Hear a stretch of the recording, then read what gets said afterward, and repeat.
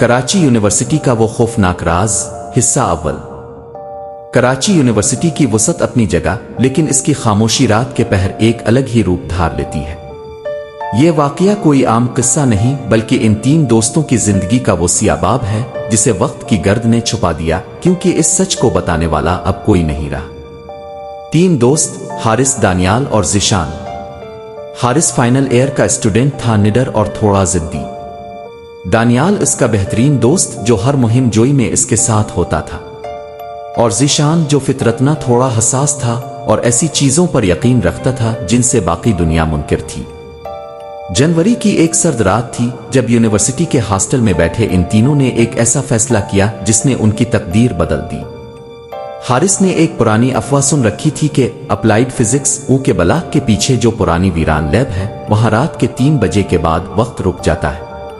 यार छोड़ो ना हारिस, क्यों अपनी जान जोखम में डाल रहे हो? ज़ीशान ने कंबल ओढ़ते हुए कहा। इसकी आवाज में एक अनजाना खौफ था। डरते क्यों हो? हम 3 हैं और हमारे पास बाइक है, बस एक चक्कर लगाकर आएंगे, देखें तो सही वहां है क्या? हारिस ने चाबी घुमाते हुए जवाब दिया।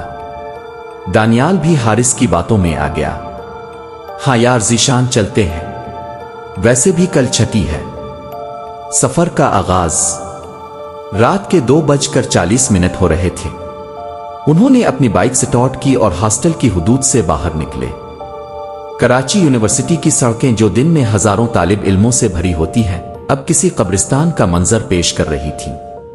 पीले रंग की स्ट्रीट लाइट्स कहीं कहीं जल रही थी, जो धुंध में मजीद धुंधली लग रही थी। जब वो मासूकून मैस्कान के इलाके से गुजरे तो अचानक बाइक ने झटका खाया। दानियाल जो बाइक चला रहा था हैरान रह गया। ये क्या हुआ? अभी तो पेट्रोल डलवाया था। कुछ नहीं, सर्दी की वजह से इंजन ठंडा हो गया होगा, चिल्लाते रहूं, हारिस ने पीछे से कहा। जैसे जैसे वो वीरान लैब की तरफ बढ़ रहे थे, वह में एक अजीब सी बो महसूस होने लगी। ये बो किसी जले हुए गोश्त शायद बहुत पुरानी बोसीदा किताबों जैसी थी। ज़ीशान ने महसूस किया कि दरख्तों के साए गैर मामूली तौर पर लंबे हो रहे हैं। वीरान लैब का मंजर। वो इस पुरानी इमारत के सामने पहुंच चुके थे। ये एक 2 मंजिला इमारत थी जिसकी खिड़कियां टूटी हुई थीं और दीवारों पर काई जमी हुई थी। इमारत के चारों तरफ लंबी घास और झाड़ियां थीं जिनकी सनसनाहट खामोशी को चीर रही थी। गाड़ी यहीं खड़ी करो, हारिस ने सरगोशी में कहा। वो तीनों बाइक से उतरे। जैसे ही उनके कदम जमीन पर पड़े, पूरे इलाके के कुत्ते एक साथ रोने लगे। वो आवाज इतनी दिलखराश थी कि ज़ीशान के रूंगटे खड़े हो गए। हारिस, वापस चलते हैं, देखो ये कुत्ते कैसे रो रहे हैं, ये कोई अच्छा शगुन नहीं है, ज़ीशान ने हारिस का हाथ पकड़कर कहा। हारिस ने इसका हाथ झटक दिया और टार्च जलाकर इमारत के टूटे हुए दरवाजे की तरफ बढ़ा। तुम बुज़दिल हो ज़ीशान, अगर नहीं आना तो यहीं खड़े रहो। दानियाल और हारिस अंदर दाखिल हो गए। ज़ीशान अकेला बाहर खड़ा नहीं रह सकता था, इसलिए वो भी डरते डरते उनके पीछे चल पड़ा। अंदरूनी होलनाकी। अंदर का दर्जा हरारत बाहर के मुकाबले में कई गुना कम था। उनके मुंह से निकलने वाली भाप टार्च की रोशनी में साफ दिखाई दे रही थी। कमरों में पुराने टूटे हुए टेस्ट ट्यूब्स और केमिकल्स की बोतलें बिखरी पड़ी थीं। अचानक ऊपर की मंजिल से किसी के चलने की आवाज आई। टप टप टप। ऐसा लग रहा था जैसे कोई नंगे पांव गीले फर्श पर चल रहा हो। वो तीनों साकित हो गए। कौन है वहां? हारिस ने ऊपर की तरफ टार्च मारी।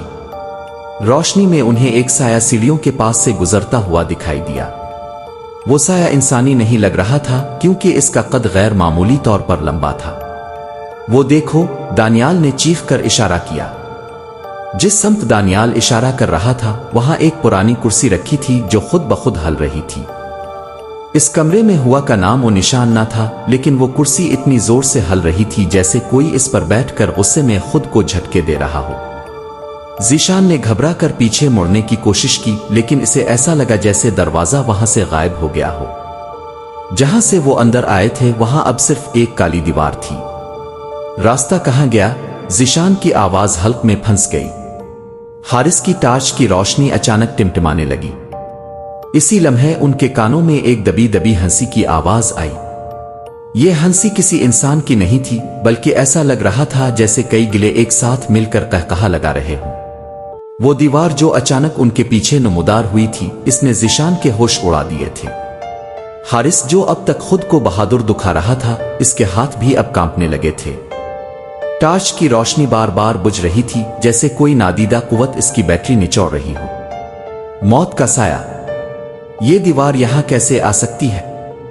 हम तो अभी इसी दरवाजे से अंदर आए थे। दानियाल ने बदहवासी में दीवार को छूने की कोशिश की, लेकिन इसका हाथ दीवार के पार निकल गया।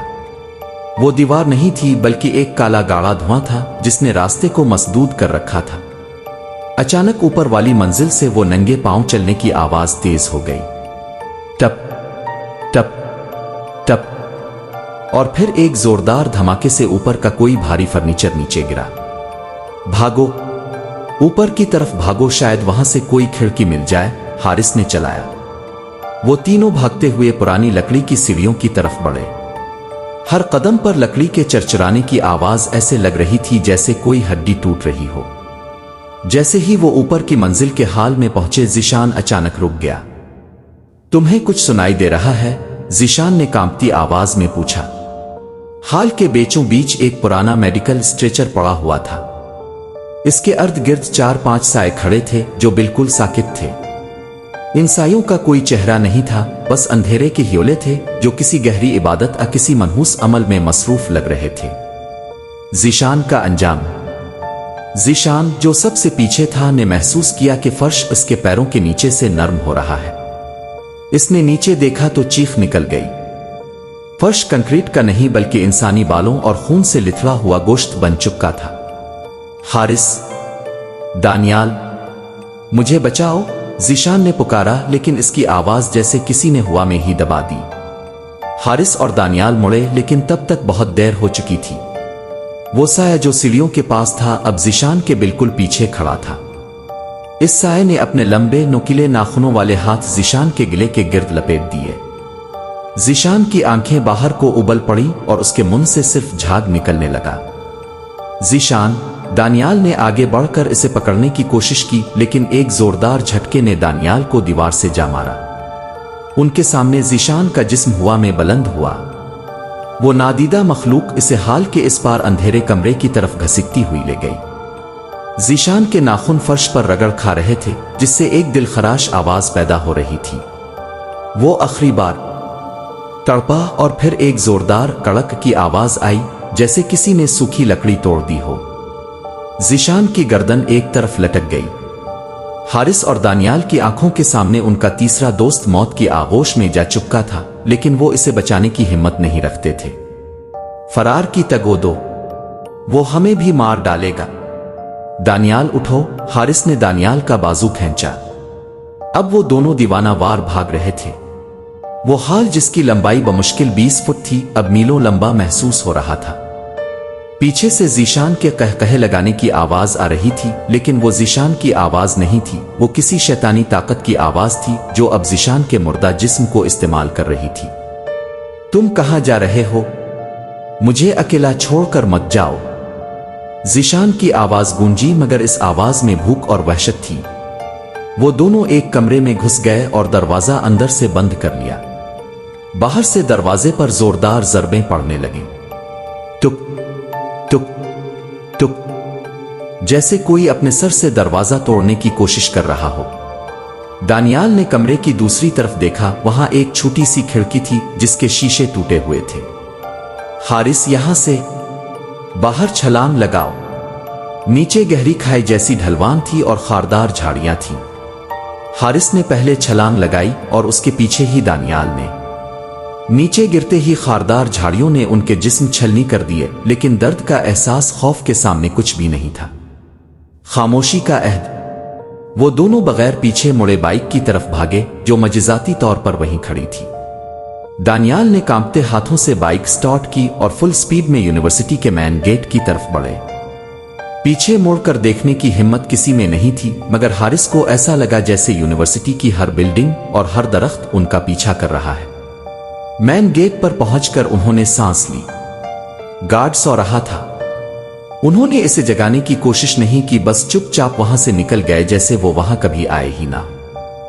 सूरज की पहली किरणें जब कराची यूनिवर्सिटी के दरख्तों पर पड़ी तो सब कुछ इतना नॉर्मल लग रहा था कि हारिस और दानियाल को एक लम्हे के लिए लगा जैसे वो कोई बुरा ख्वाब देख रहे थे। लेकिन उनके कपड़ों पर लगी मिट्टी, जिस्म पर खारदार झाड़ियों के जख्म और ज़ीशान की खाली बिस्तर इस बात की गवाही दे रहे थे कि वो रात कोई ख्वाब नहीं थी। अगला दिन और खामोशी। सुबह के 10 बज रहे थे।